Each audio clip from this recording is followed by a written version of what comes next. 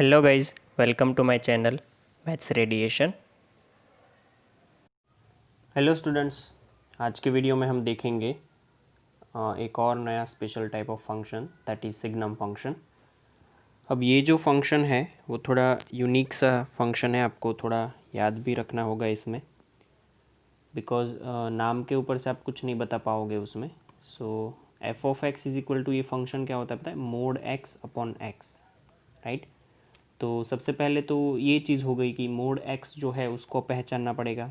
Mode x जो है वो मॉड्यूलस फंक्शन है, कंडीशनल फंक्शन है, उसके बारे में बहुत ही डिटेल में मैंने बात करी है, जो आगे का वीडियो मैंने बनाया था उसमें। तो अगर मोड एक्स के बारे में कुछ नहीं पता है तो आपको वो जाके देखना पड़ेगा, ठीक है। अब मैं आपको यहाँ पे मोड एक्स को, सिर्फ मोड एक्स को बताता हूँ। पता है मोड एक्स जो है वो वैसे दो चीज़ होती है कि मोड एक्स की वैल्यू एक्स होती है या तो माइनस एक्स होती है। एक्स कब होती है? जब ग्रेटर देन और इक्वल टू ज़ीरो हो एक्स, राइट। और अगर एक्स अंदर इनपुट कर रहे हो वो नेगेटिव हो तो आंसर वो क्या देता है? Negative x, right. तो वैसे यहाँ पे दो केस बने हैं, बट अगर मैं सेपरेट करूँ इसको तो तीन केस है कि जब मेरा एक्स ग्रेटर देन ज़ीरो हो, एक्स इक्वल टू ज़ीरो हो and x less than zero हो। तो एक्स ग्रेटर देन ज़ीरो में आंसर मोड एक्स का क्या आएगा? मोड एक्स का आंसर क्या आएगा?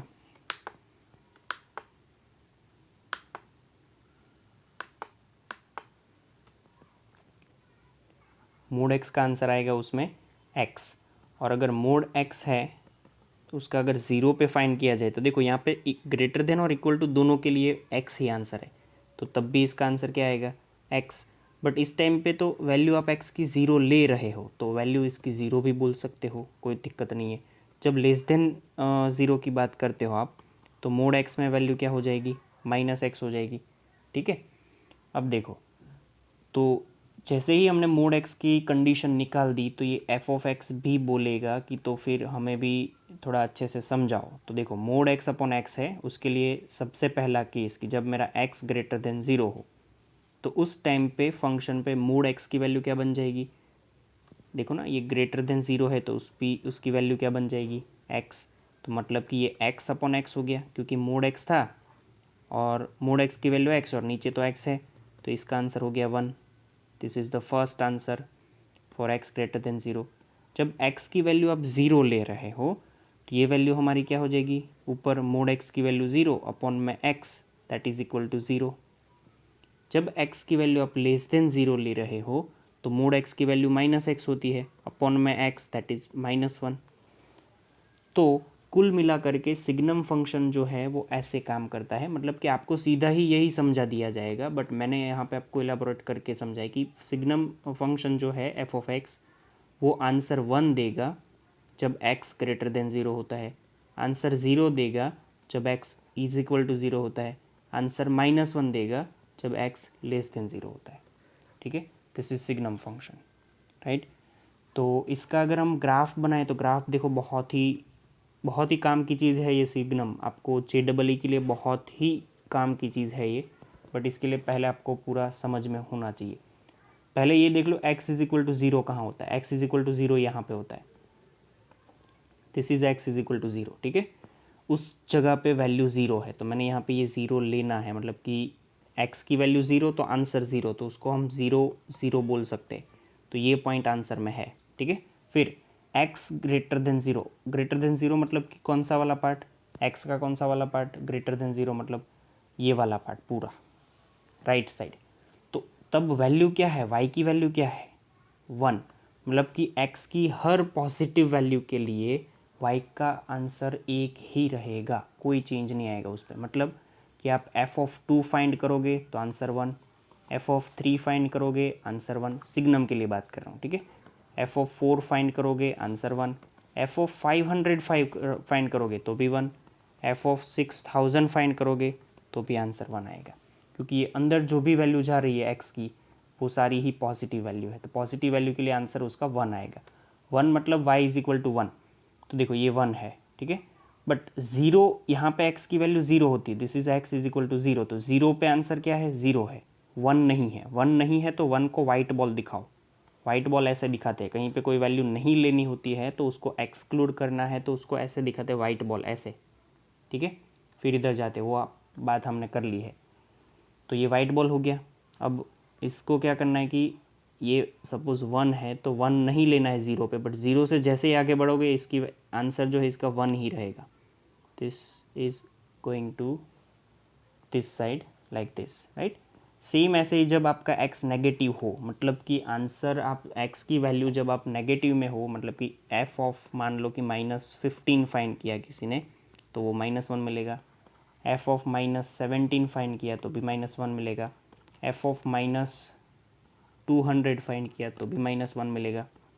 f ऑफ -4000 फाइंड किया तो भी -1 ही मिलेगा। आपको जो भी ट्राई करना है आप ट्राई करके आंसर ढूंढ सकते हो, हर बार आंसर आपका -1 मिलेगा। क्यों? क्योंकि आपका f ऑफ x जो है वो बेसिकली है मोड x अपॉन x, ठीक है। तो मान लो कि f ऑफ -100 में फाइंड करने जा रहा हूँ, तो मोड में आप डाल दो -100 तो वो तो पॉजिटिव हो जाएगा, यहाँ पे -100 तो 100 divide by -100 this is -1, right. So इस तरह से इसका आंसर हर बार ऐसा जो मैंने बताया वैसा ही मिलेगा। मतलब कि जैसे ही आप नेगेटिव साइड जाओगे इस साइड तो आंसर आपका क्या हो जाएगा पता है, -1 से -1 ही रहेगा, कोई चेंज नहीं होगा, कांस्टेंट। तो 0 पे इसका आंसर -1 नहीं है तो वहाँ पे वाइट बॉल इधर से जाएगा इस साइड, राइट। तो अब बात करनी पड़ेगी डोमेन और रेंज की। तो देख लो, डोमेन हमारा जो है उसमें कोई भी ऐसी वैल्यू नहीं है कि जो फंक्शन को नहीं चलेगी, सारी ही वैल्यू फंक्शन को चलेगी, सारी ही वैल्यू फंक्शन खा सकता है। That means domain is x belongs to R, right. फिर रेंज में आपको 3 ही आंसर मिले हैं, ध्यान से देखोगे तो रेंज माने आंसर 3 ही मिले हैं, देख लो 1 0 -1।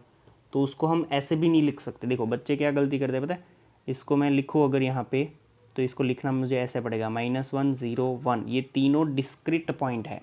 बाकी स्टूडेंट ऐसे लिख देते हैं कि इसकी रेंज जो है वो -1 से 1 है। इसमें और इसमें बहुत सारा फ़र्क है। ये जो है वो नंबर लाइन पे -1 और 1 ये 0, तो इसमें नंबर लाइन पे ये बीच वाले नंबर भी काउंट हो जाते हैं। ये वाले सारे नंबर जो भी यहाँ पे फ्रैक्शनल नंबर होंगे वो भी काउंट हो जाएंगे इसमें।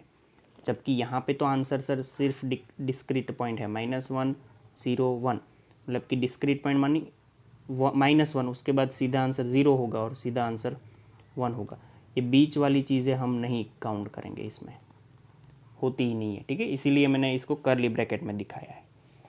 अगर इसका ग्राफ आपको अच्छे से दिखना है तो ये रहा ग्राफ, जो मैंने सेम वैसा ही बनाया बट फिर भी एक बार आप देख लो,